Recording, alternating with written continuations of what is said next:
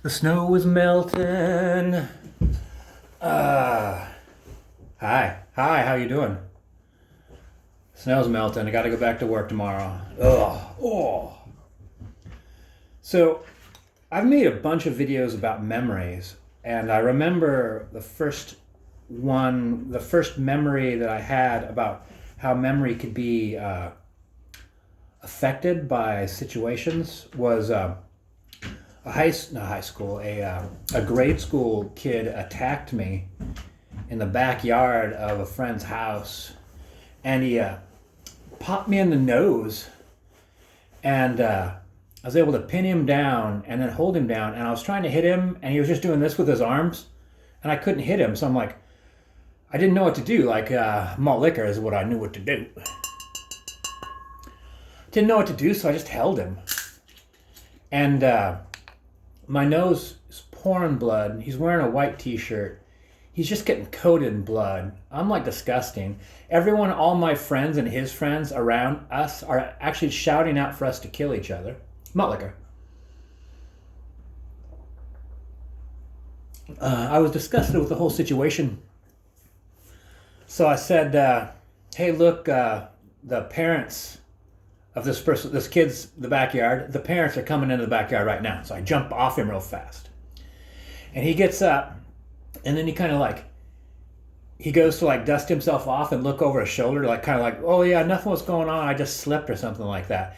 And there was blood all down the front of his shirt. And there was this like tall hedge, those icky bushes that I hate that grow really tall and skinny. Alongside, and so rather than go through the gate, he tried to force his way through that hedge, making like an insane squeal. Now, I didn't see that guy for the rest of my childhood. He lived on my block.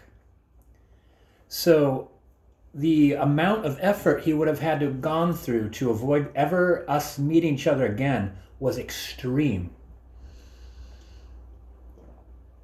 Now, fast forward to adulthood. I'm golfing, and there's this guy.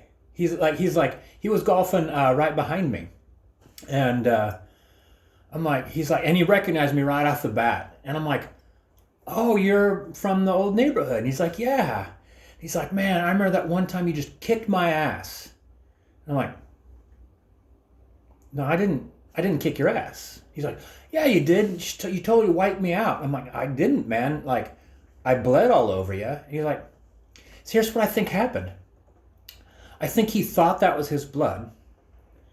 Maybe even got some scrapes trying to go through those bushes because they were like really thick and intertwined.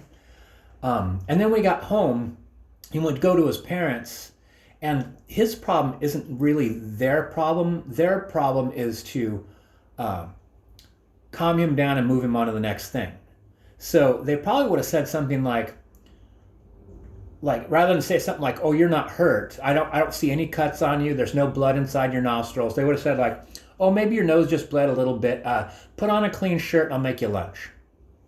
So they reinforced this guy's initial memory that didn't happen, a false memory that didn't happen, and he believed it for the rest of his life. And fuck, I can't even imagine what that would have been like for him to like grow up in a neighborhood that he was afraid to be a part of the core group of children that lived in that neighborhood. He must have made friends with like another neighborhood over or something like that, or not had any friends. Fuck. Anyway, I had a moment like that where I realized that like I was thinking about how people like I have memories of things happening certain ways, and I remember like back in the day I'd write stuff down because people would say like, I mean, I like to journal anyway, but people would say like, oh no, this happened, and I'm like, this happened, yeah, in February. It says right here. Like if it wasn't written down, like they're like, oh, did it happen that way? And I'm like, yeah, that's how it happened. And then when we started going electronic with emails and texts and stuff like that, I'd like copy and paste sections of conversation. Like I was on a date and the woman said like, I say, hey, thanks for recommending this place. She's like, you're the one that recommended it. I'm like, no, I've never been here before. She's like, well, neither have I. And I'm like, But then why'd you suggest it? She's like, no, that's what I'm saying. You suggested it. I had to copy and paste her inviting me to this bar. She had a different memory. And I now have like a wanting to kick my own ass, in that probably one of the reasons why I focus so intently on memory is a part of me probably is very aware of how much that I do. Like, I think that like my buddy that popped me on the nose, I do sometimes feel like an emotion might make me think that person doesn't like me, or that situation was horrible. How you doing, honey? It's like I heard Aquila pass gas. Like, I hope that's all that happened.